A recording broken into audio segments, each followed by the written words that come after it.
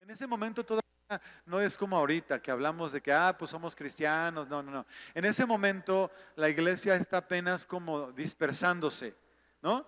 Pablo, acuérdense que es el último que es nombrado apóstol en la Biblia y que él está persiguiendo, de hecho, a los primeros creyentes hasta que lo encuentra Jesús. ¿Se acuerda que lo dijimos la semana pasada? Que hasta que Pablo tuvo un encuentro con la autoridad de Jesucristo, él era una persona perseguidora de los cristianos. Al principio, los cristianos no eran llamados tales. Les decían la secta del camino, esos que hablan del camino, ¿verdad? Y como que no le tomaban muy en cuenta. Y para los romanos, los que no eran, digamos, los gentiles, el imperio romano, pues era otra de esas cosas que salían de Israel y que no tenían mucha importancia, hasta que empezó a afectar a otras personas que no eran judías de origen. Fíjense bien, al principio pensaban que todo tenía que ver con los judíos, pero hasta que quedaron con que ya no eran judíos y empezaron a afectar a otras personas que en este caso, ¿verdad?, eran ya personas no judías.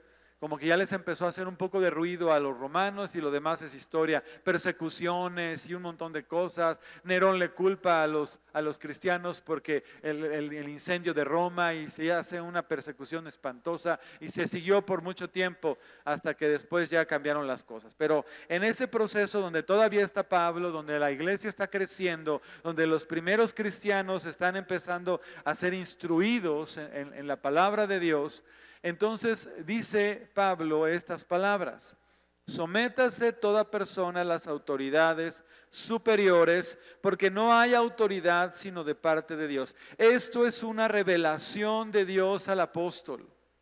Esta escritura no la ves propiamente antes nunca. Se da como implícita. Pero una vez que Pablo empieza esta relación con el Espíritu Santo, habiendo sido nombrado apóstol, fíjate lo que te estoy diciendo para que entiendas la importancia de la relación con el Espíritu Santo. Si tú te relacionas con el Espíritu Santo de Dios, entonces vas a poder tener claro más cosas de lo que Dios te llamó a hacer y cómo te llamó a vivir, y te van a pasar cosas extraordinarias. Una de ellas es, por ejemplo, aquí ves al apóstol Pablo teniendo una revelación acerca de la autoridad. Y dice, todas las autoridades están puestas por Dios. En ese momento les está dando una enseñanza tremenda a los mismos judíos inclusive. Porque el judío no reconoce ninguna autoridad, se somete pues a fuerzas, un poco, con los conquistadores. Pero cuando el apóstol habla de esto, dice, sin importar quién es la autoridad, todas están puestas por Dios. Y ya le decía yo la semana pasada, estoy repasando algunos conceptos, que la autoridad no es en sí la persona, sino es como una vestidura que está sobre la persona. ¿Estás ahí? Y cuando tú te sujetas o te sometes a la autoridad, te estás sometiendo a la vestidura que Dios ha puesto sobre esa persona. Por eso los padres son autoridad sobre sus hijos. Y entonces empezamos con todo este asunto, pero ¿cómo me voy a someter si esta persona es esto y es lo otro y es aquello y no sé qué? Y acuérdense que hablábamos de algo que se llamaba la jerarquía de las leyes, y la íbamos a aplicar igual a la jerarquía de las autoridades. De tal manera que dijimos algo que es importante, que ninguna autoridad, ¿verdad?, del rango que sea, puede oponerse a una autoridad superior. Y esto traducido a la Biblia, ninguna autoridad humana, ¿verdad?, puede pedirte algo contrario a la autoridad de la palabra de Dios. Apúntalo y recuérdalo. Porque si tú entras en una situación de vida, de familia, de trabajo, de iglesia inclusive, donde se te está pidiendo hacer cosas y tú ciegamente obedeces sin conocer los principios de Dios, puedes llegar a caer en un problema, porque podrías estar haciendo algo incorrecto sin saber que es incorrecto, por ignorante. Y otra vez me remito a la Biblia. Mi pueblo pereció porque le faltó conocimiento. ¿Alguien sabe dónde está eso? En la Biblia, oí por ahí. Sí, está entre Génesis y Apocalipsis. En un versículo de la Biblia por ahí dice eso. Bueno, lo voy a acercar un poquito. En el libro de Oseas, ya le dije dónde está. Usted lea todo. Mi pueblo pereció porque le faltó conocimiento. ¿Qué quiere decir para un cristiano eso? Que los cristianos no solamente se convierten a Cristo y ya están en la buena onda, sino que tenemos la responsabilidad de conocer lo que dice su palabra para que nos nutramos, porque Él no solo de pan, sino de toda palabra que sale de la boca de Dios. Entonces, mi alimento no nada más es comida física, sino lo que yo voy aprendiendo que está en la Escritura. Por eso, cuando hablamos de la Escritura y cómo se usa, estamos teniendo un aprendizaje de cómo nos fortalecemos y nos alimentamos de la Biblia. ¿Ok? Entonces, el conocimiento es indispensable para crecer sanamente en la palabra. ¿Y qué significa sanamente crecer en la palabra? Significa, perdón que lo diga así, pero no andar haciendo puras tonterías en la vida, traduciéndolo en términos simples. ¿No?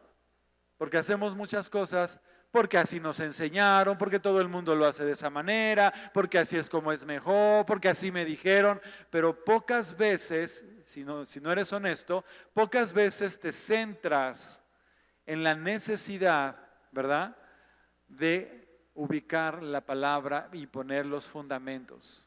Por eso estamos diciendo esto con mucha claridad.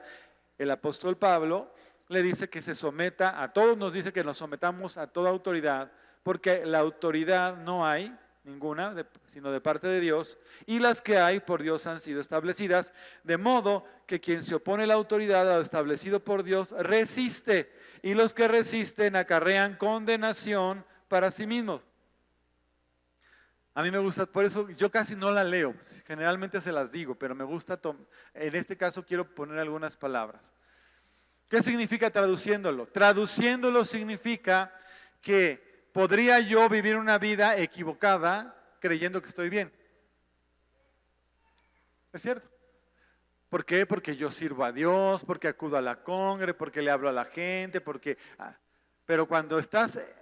no, pero es que... No, es que eso yo no lo hago porque pues yo lo hago como yo quiero. Sí, pero así no dice la Escritura. La Escritura dice que hay un orden y que del orden te tienes que poner en ese lugar y que tienes que sujetarte a ese orden. Y si no lo haces, estás fuera del orden de Dios. Punto. ¿Y qué acarreas? Condenación. ¿Condenación? Sí. ¿Sabes qué es condenación? Infierno. Para que los que no dicen, ¿qué es la condenación? Bueno, pues la condenación es irte al infierno. Para cuando leas que dice aquí condenación, significa perderte.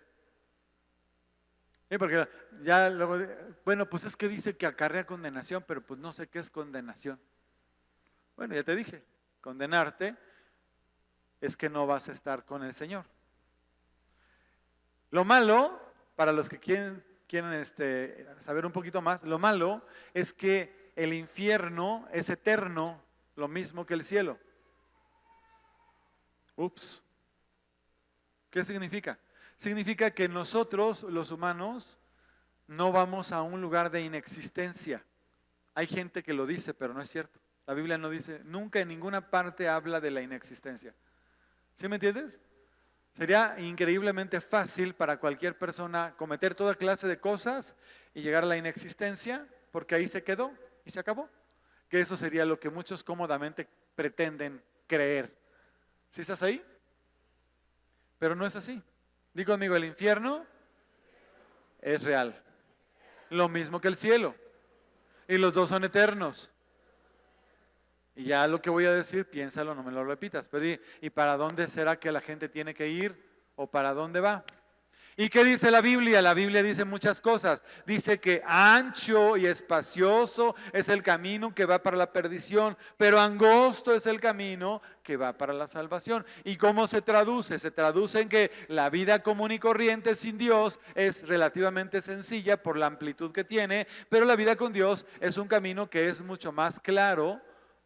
Porque cuando habla de angosto, nada más, es que es un camino muy angosto. No, es un camino muy seguro. precisamente porque es angosto. ¿Se te ha ido una bola de boliche por el canal? Eso es un camino angosto. ¿Y qué pasa con ese camino? Pues que no se puede salir de ahí. Una vez que entró en ese camino, ahí va. Y eso es lo que dice la Escritura cuando habla del camino de Dios. Dice que por torpe que seamos, así dice. Y si no me cree, léalo.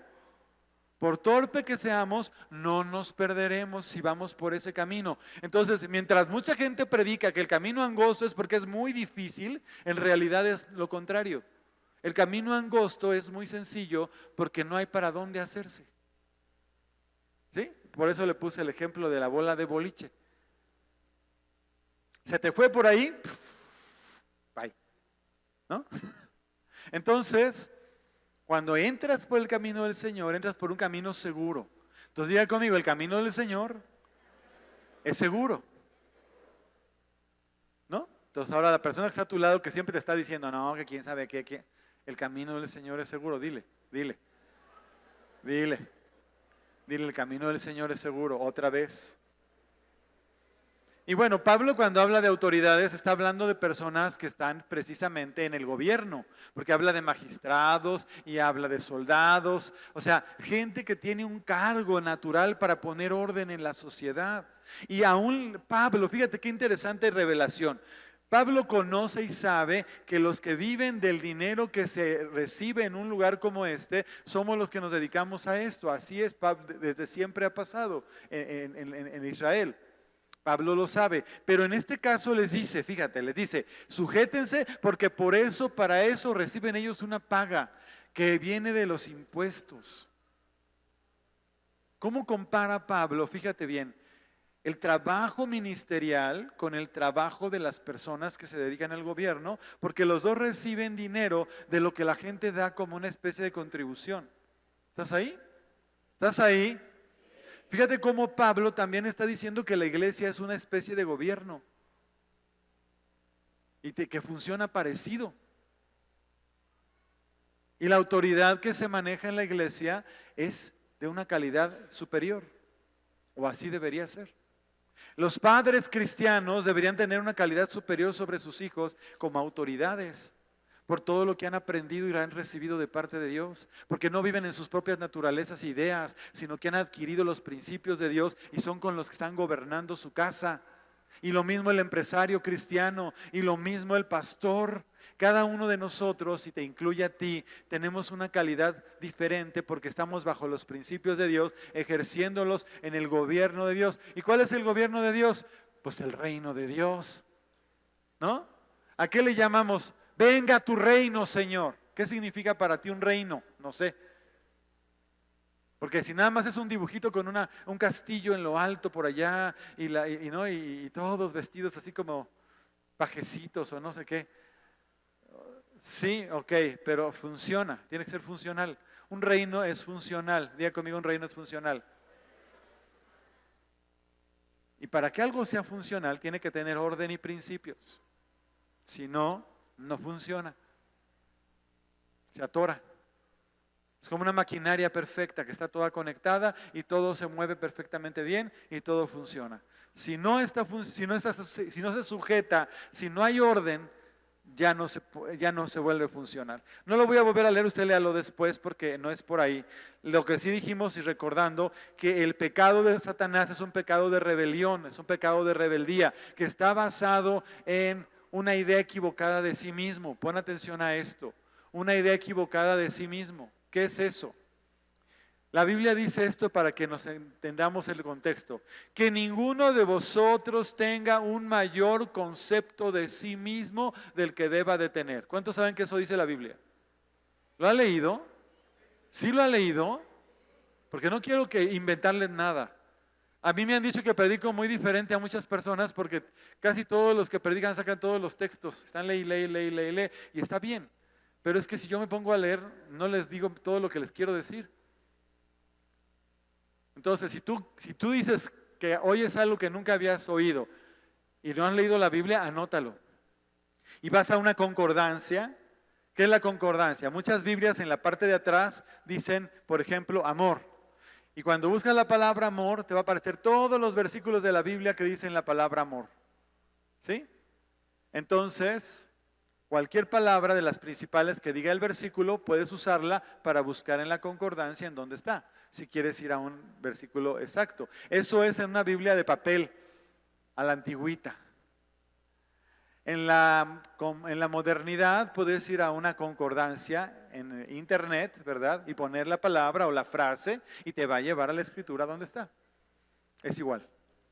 ¿Vale? Bueno, entonces te decía, ¿verdad? La autoridad está delegada por Dios, la autoridad es parte de su naturaleza, la autoridad es una vestidura y todo lo que está en organización está bajo esa autoridad. ¿Quieres saber cuáles son muchos de los problemas que hay en las parejas, en las familias, en la sociedad? Pues el desconocimiento, la ignorancia y el mal uso de los principios de autoridad. Es bien fácil. ¿Por qué tengo que hacer esto? ¿Por qué tengo que obedecer? ¿Por qué me tengo que sujetar? Y empezamos con este rollo que de verdad de repente es un asunto bien complejo. Delante de Dios todos somos justos. Diga conmigo, delante de Dios todos somos justos. Todos los que hemos sido comprados por la sangre de Cristo. Todos los que hemos sido comprados por la sangre de Cristo somos justos. ¿Vale? Bueno, una vez que somos justos estamos parejos. No hay hombre o mujer. Pero en la sociedad y en las funciones sí hay. Hay autoridades y hay quienes se tienen que sujetar a autoridades. Y así funciona, porque así lo hizo Dios. Jesús nos lo dijo, ya lo leímos la semana pasada. Le decían, nunca he hallado tanta fe en Israel cuando se hablaba del centurión que pidió que le sanaran a su siervo. ¿Se acuerda de ese capítulo? Es muy impresionante porque manda a alguien el siervo para que hable con Jesús y le dice, por favor ven a mi siervo para que sea sanado, y ahí va Jesús y entonces en el camino dice que le interceptan y dice, no es necesario que llegues a la casa, solo di la palabra y mi siervo sanará, porque yo también soy hombre bajo autoridad y le digo a este va y va y a este ven y viene. La sorpresa de Jesús habla increíblemente de lo que tenemos que aprender de esto, porque dice que se sorprende y le dice a la gente, ni aún en Israel he hallado tanta fe. Está hablando de mucho, está diciendo, este hombre está entendiendo el mundo espiritual. Este hombre que me acaba de decir esto está conociendo que hay cosas que funcionan de una manera diferente a como ustedes creen. Pastor, necesito que me acompañe a ver a mi tía fulanita de tal que está en el hospital y que está muriéndose y que necesita una oración para que sea sanada y para que reciba a Cristo. Y yo me quedo, ok, ¿y por qué no lo haces tú? No porque yo no pueda, con mucho gusto, si me da Dios la oportunidad de hacerlo, lo hago. Pero no es un trabajo del pastor, es un trabajo de los hijos de Dios. Diga conmigo, es un trabajo de los hijos de Dios. Es un trabajo de la iglesia. Es mi trabajo. A ver, ponte aquí la mano, es mi trabajo. Entonces, tú tienes una necesidad de cerciorarte que sabes las prioridades en el reino. ¿Cuál es la prioridad en el reino? Ay, pues que la gente se sane. No, la prioridad en el reino es que se salve. Diga conmigo, la prioridad en el reino es que la persona no se condene. Otra vez, la prioridad en el reino de los cielos es que la persona no se condene, no se vaya al infierno. ¿Y quién es el único que puede salvar a esa persona? ¿Quién es el único que puede salvar a que esa persona no se vaya al infierno? ¿Quién es el único? No lo entiendo. No se preocupe, yo se lo voy a repetir. Jesucristo es el camino, la verdad y la vida. Nadie va al Padre sino solamente a través de Él. Con el corazón se cree para justicia, pero con la boca se confiesa para salvación. La persona sí se sana, pero no se arrepiente y recibe a Cristo y al rato se muere, está igual que si no hubiera pasado nada. La prioridad es que se salve. Ahora, a veces la salvación viene por una sanidad. Escuche, a veces la salvación viene por una sanidad. Es decir, se ora por la persona recibe a Cristo, perdón, la persona recibe la salud y el impacto que le hace en su vida del poder de Dios hace que se convierta. ¿Estás ahí? Entonces, es probable que no necesariamente pase en el mismo orden, pero es fundamentalmente lo mismo. Necesita a Cristo para ser salvo. ¿Está usted ahí? Es muy importante que lo sepa. Y también es muy importante que sepa que no tiene que ir alguien de la congregación, el líder de la iglesia necesariamente a hacer algo que usted puede hacer. Porque usted es una persona que Jesús ha comprado con su sangre. ¿Sí o no? Si usted se muere, ¿se va al cielo, sí o no? No me lo contestó como convencido. Espero que no lo atoren en la frontera ahí con San Pedro. Como dicen, yo no sé si San Pedro está en la puerta, francamente no creo. Pero todo el mundo piensa que va a pasar por enfrente de San Pedro.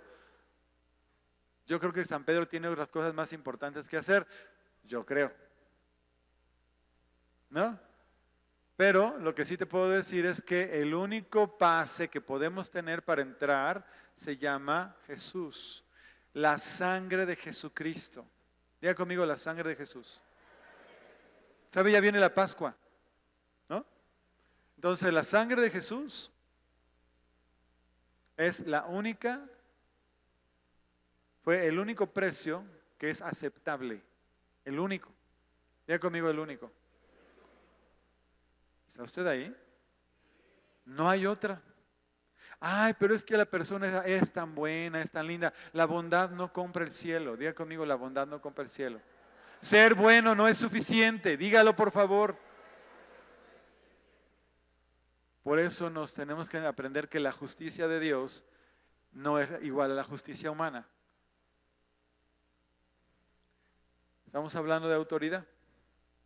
Fíjate que Dios es quien delega la autoridad. ¿Sí? ¿Una autoridad delegada puede a su vez delegar a otros? Sí, claro. Pero de inicio y principio el que delega autoridades es Dios. El fracaso de una autoridad delegada pone a prueba la obediencia.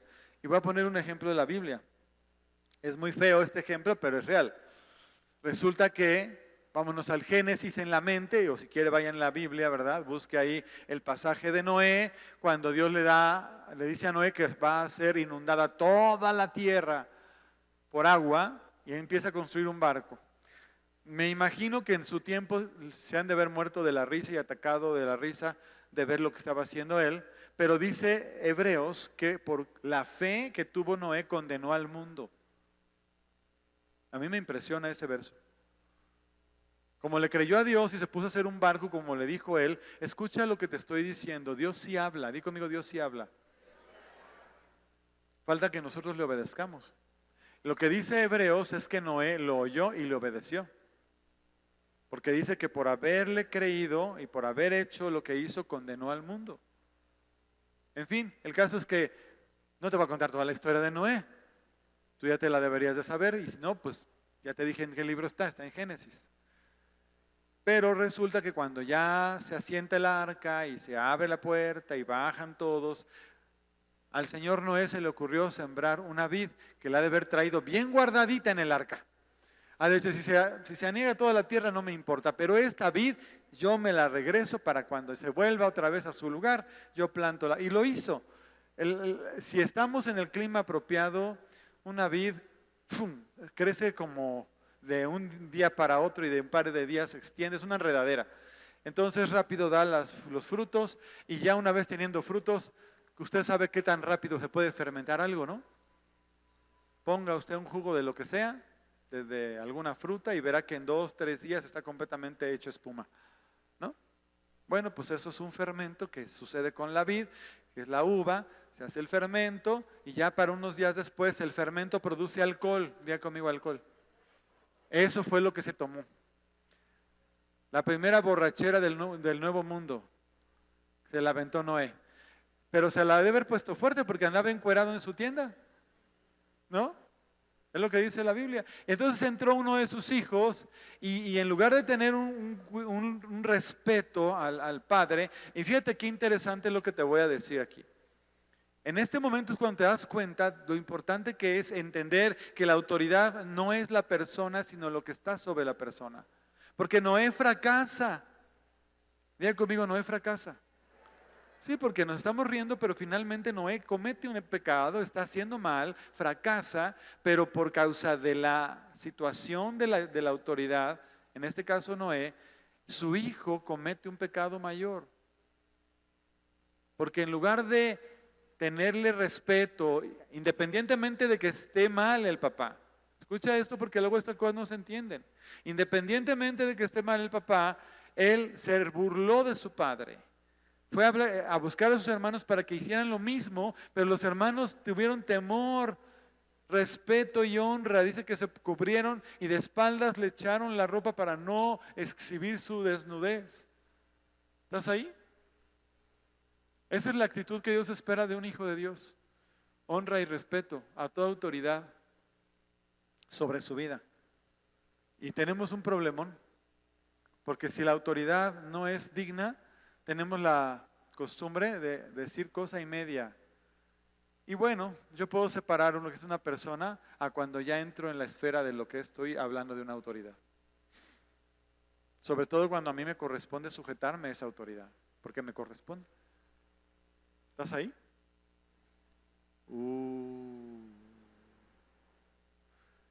Pero es que eso es la Biblia y fue hace miles de años. El principio es el mismo.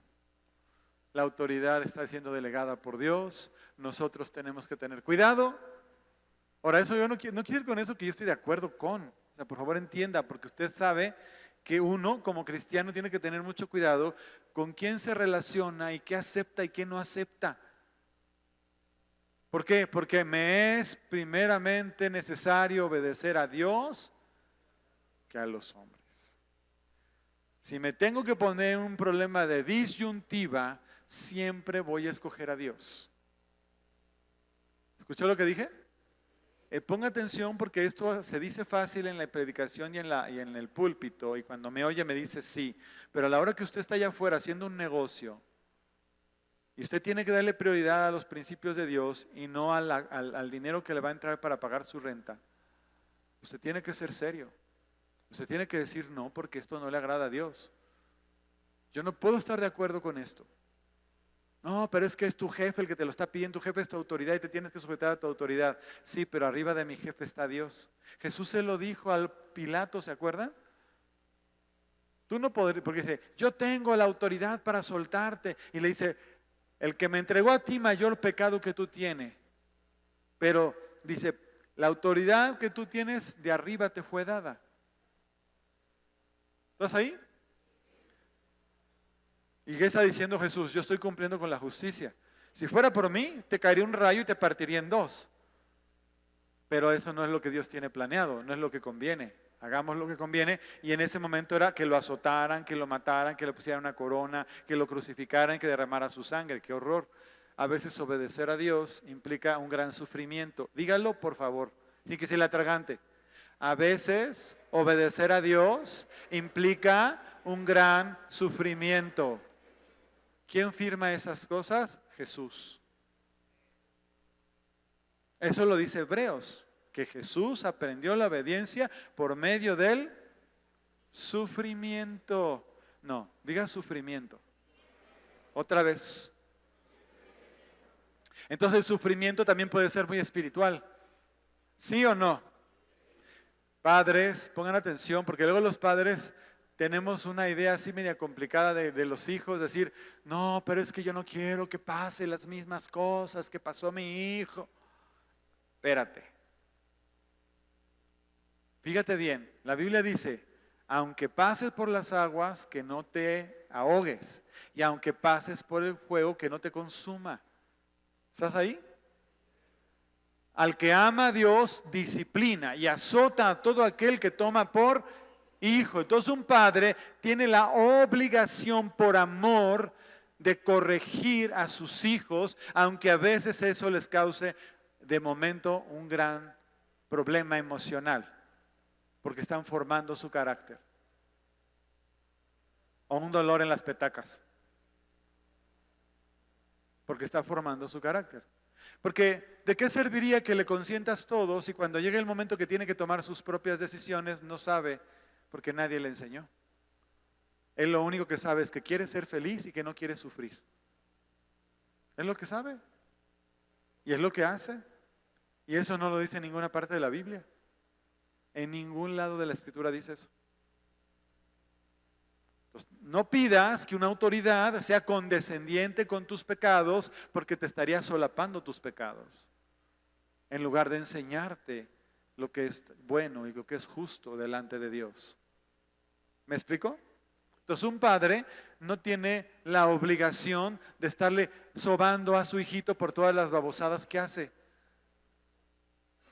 Tiene la obligación de forjar el carácter de su hijo. ¿Estás ahí? Esto que le estoy diciendo es completamente contrario a lo moderno, porque lo moderno es: déjalos que crezcan como la hierba, que hagan lo que quieran, que pisen con los zapatos llenos de lodo, los sillones de la casa que ni es tuya, que si rompen algo ni siquiera disculpas pidan, que le hablen a las personas sin ningún respeto. ¿De dónde sacaste tú eso? ¿De dónde lo sacaste? ¿A ti quién te dijo que así es? ¿Por qué los demás tienen que aguantar la insensatez de tus hijos y la ignorancia de tu corrección? ¿Por qué? ¿Y por qué al rato no tenemos a personas moderadas en carácter, haciendo lo que se les pegue la gana, destruyendo y pasando por encima de todos, porque nadie les enseñó a ser respetuosos y honorables? ¿Ya me estás entendiendo? Es un asunto fuerte y delicado.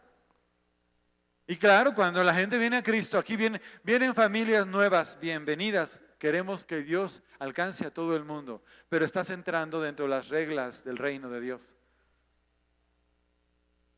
¿Estás ahí? ¿Tienes libertad de hacer lo que quieras? Claro, con sus consecuencias. Punto. ¿Quieres aprender? Obedece. ¿Cuál es la tarea más espiritual que cualquier persona debería de tener? Obedecer. ¿Qué? La palabra de Dios. Dile a la persona que está a tu lado: ahí te están hablando. Si está durmiendo, con mayor razón dile: ahí te están hablando. Mira, tan importante es el asunto de la autoridad que cuando Dios se la delegó a Moisés, él era el más chico de sus hermanos y tenía 2 hermanos mayores. Pero ya les dije que en algún momento se le ocurrió a María y Aarón, que eran sus hermanos mayores, hablar mal de su hermano, porque se había casado de nuevo, ya seguro era viudo, con una mujer que no les parecía que era la indicada, según ellos. Y a la mujer, a la María, le sale lepra. Miriam es la hermana de Moisés. Le sale lepra por andar hablando mal de su autoridad, porque su hermano menor era su autoridad. No tiene que ver con jerarquías de edad. Tiene que ver con lo que Dios pone y hace, ¿no?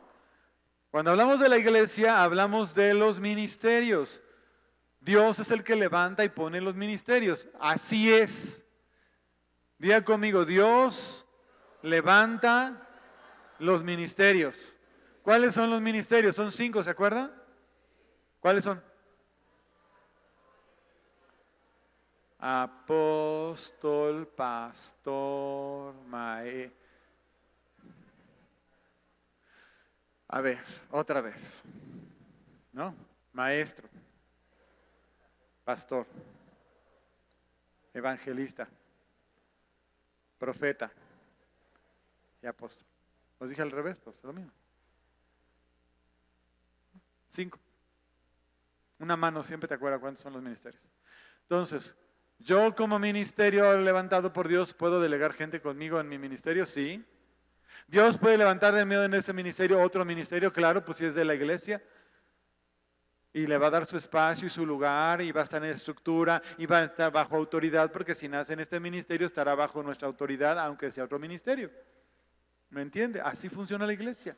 Así es. Y si se conserva todo eso, va a ser pleno, precioso, bendecido, multiplicado, se va a extender al norte, al sur, al este y al oeste, porque así funciona. ¿Me explico?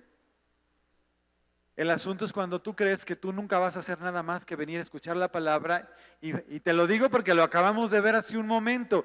Párate, sal de tu lugar, bendice a alguien. Oye, qué tarea tan difícil. Qué bárbaro. ¿Sabes de qué habla? Habla de tus rollos acá, que no dejas que el Espíritu Santo clarifique tu mente, clarifique tu corazón, te haga notar la necesidad que tienes. A veces vienes con muchos conflictos porque has tenido situaciones difíciles, porque estás batallando, porque no quieres obedecer, porque te pasó un mal tiempo. Pero cuando llegas aquí, es un momento perfecto para recordar que podría ser el último día de tu vida. Que sería maravilloso que si fuera así, estuvieras en la alabanza y la adoración y de repente te encontraras haciendo lo mismo en el cielo y ni cuenta te diste.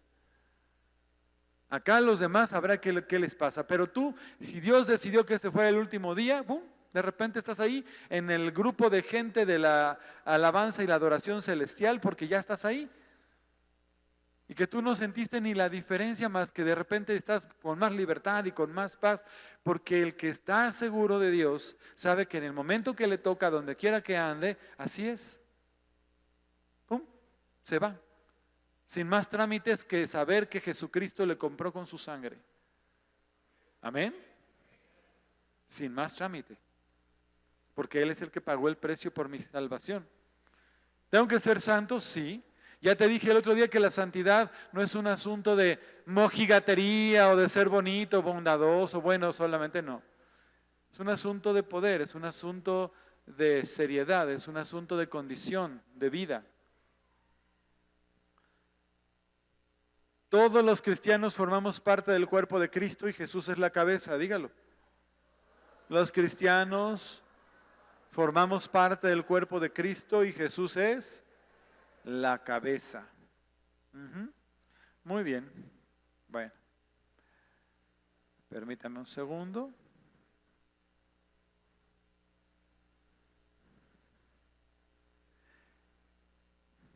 Hablamos también de la importancia de la autoridad delegada, ¿verdad? Dios pone autoridades, Él se desprende de su propia autoridad para que las personas puedan moverse y nos enseña Jesús mismo que el reino de las tinieblas también está organizado. ¿Qué significa para mí como cristiano? Significa, si yo nazco en una institución inventada por Dios, por el mismo Jesús, significa que yo debo entrar en ese orden, porque Él lo establece. ¿Qué hace una persona espiritual cuando llega a un lugar? Automáticamente lo primero que hace es investigar y preguntar quién está a cargo, quién es la persona o las personas en autoridad en ese lugar. Es lo primero. Y una persona espiritual se mete bajo autoridad, aprende y obedece. Y cuando entiende lo que es la espiritualidad, tiene mucho cuidado de no andar hablando de gente que está en autoridad sobre su vida. Mujeres casadas, sus maridos pueden ser unas chinches con espuelas, no pueden abusar de ustedes, eso es un hecho. No pueden pisotearlas, eso es un hecho. Pero fuera de lo que tiene que ver propiamente con esto de la dignidad, sí le toca a la mujer sujetarse a su marido y a sus hijos sujetarse a sus padres, a su mamá y a su papá. Así es.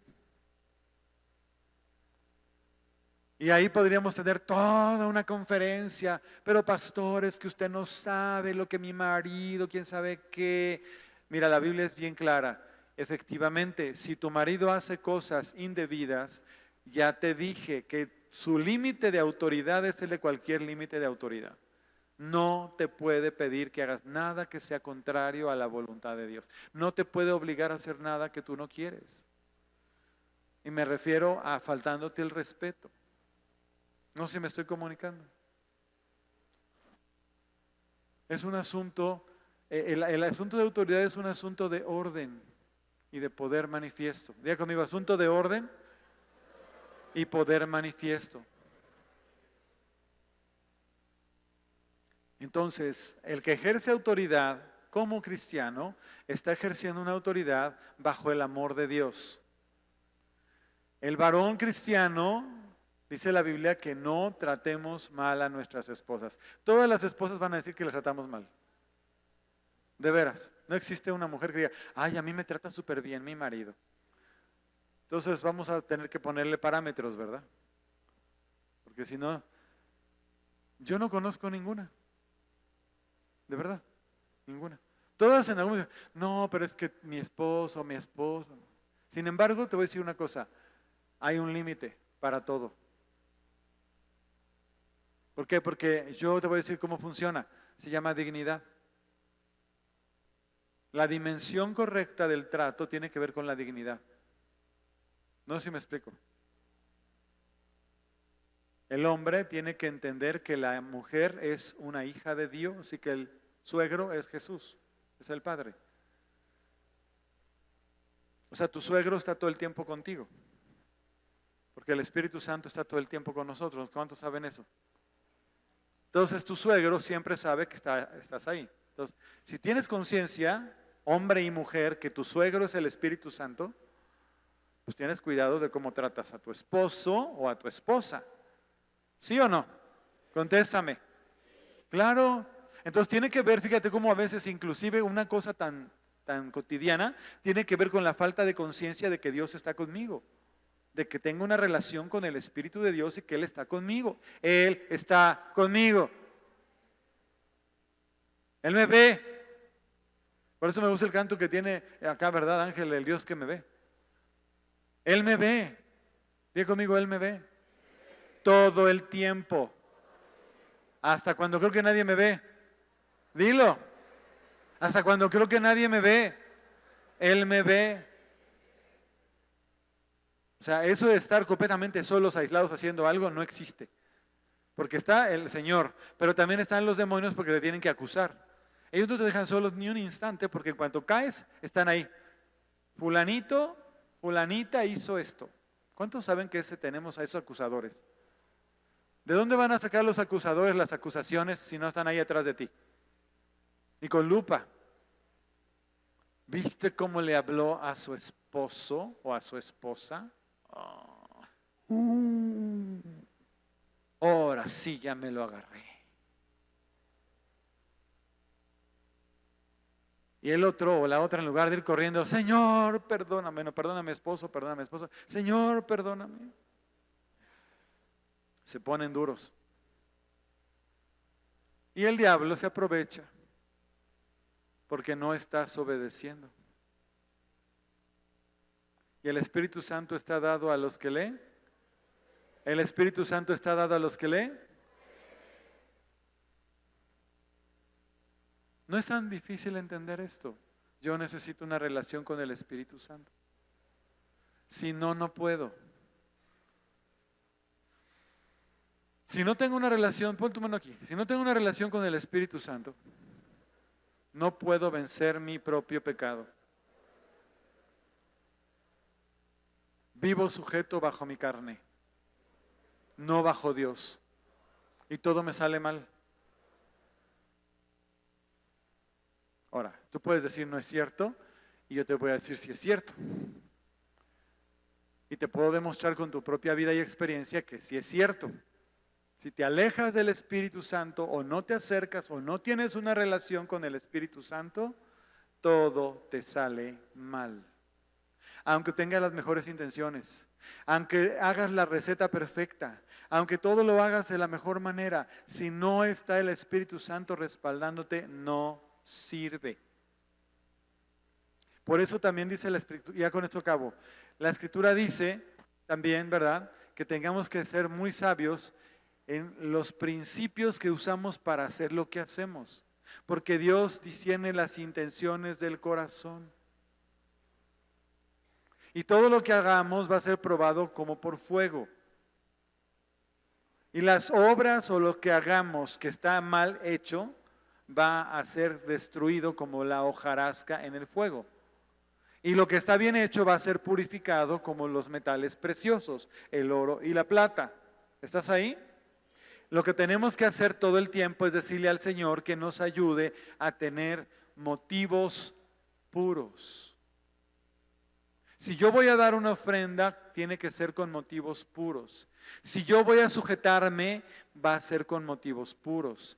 Cualquier cosa que yo haga, diga conmigo motivos puros. Porque puedo hacer exactamente lo mismo, pero no hacerlo con el mismo motivo. No sé si me explico. Lo mismo. Yo puedo ir, fíjate, voy a poner un ejemplo para que lo entiendas. Puedo ir y regalarle una ofrenda. Fui, compré unos zapatos y le regalé unos zapatos nuevos a un niño que los necesitaba. Y mi motivación, puedo hacerlo, ¿no? Pero en una de las motivaciones es sentirme bien conmigo mismo. Y sí trae paz y trae satisfacción, pero delante de Dios no tiene ningún valor. Porque ya tienes tu propia recompensa cuando lo hiciste. En cambio, si dices, Dios, yo estoy agradecido contigo y esto lo hago por amor a ti y en tu nombre lo hago, ese motivo es completamente diferente. Y si algún reconocimiento va a recibir alguien, no voy a ser yo, va a ser Él. Eso es un motivo puro. ¿Entiendes? Y todo lo que hacemos, lo hacemos y lo debemos hacer como para Dios. Por eso es que de repente cuando no me toman en cuenta, no me saludan, no me aman, no me esto, no me lo otro, esas personas no están entendiendo las cosas del Espíritu. En el Espíritu hago las cosas por amor al Señor. Si no, no puedo. ¿Estás ahí? Ponte en pie, por favor. ¿Está bueno, no? ¿O no? Entonces tenemos que ir delante del Señor a decir, Señor, necesitamos que nos ayudes con motivos puros. Si me vuelvo una persona, lo que sea que tú hagas, que tú eres un carpintero o haces muebles o eres un político o policía, no importa lo que hagas, tú tienes que saber que en el lugar donde tú estás o lo que tú haces, hay una cierta vestidura de Dios sobre tu vida. Primero, por ser un hijo de Dios. Cierra tus ojos y piensa, yo soy un hijo de Dios. Él me ha dado autoridad en su nombre. ¿Sí o no? ¿No te dice el Señor que Él te dio autoridad en su nombre? Entonces, ¿sí recibiste o no recibiste autoridad? Ahora, esta autoridad que te dio Dios, escucha bien, es sobre todo lo que tiene que ver con el diablo. Escucha lo que estoy diciendo. El diablo tiene que sujetarse a la autoridad delegada por Dios. Por eso los demonios se sujetan a los hijos de Dios. ¿Ya pusiste atención a eso que dije? Ay, es que a mí me da miedo. Enfrenta tu miedo porque tú recibiste autoridad en el nombre de Jesús para echar fuera a un demonio. Y la tienes porque Dios te la dio, no te la ganaste. Se aumenta la autoridad por la obediencia.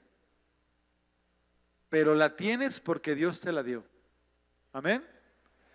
Entonces, si tú tienes una vida limpia, que tienes que conservar todo el tiempo, no porque la tengas inmediata, sino porque estás aprendiendo a vivirla, no tienes que tener nunca, jamás, ningún problema de enfrentar a un demonio si hace falta. Y todos en algún momento dado lo van a tener que hacer, enfrentar a algún demonio.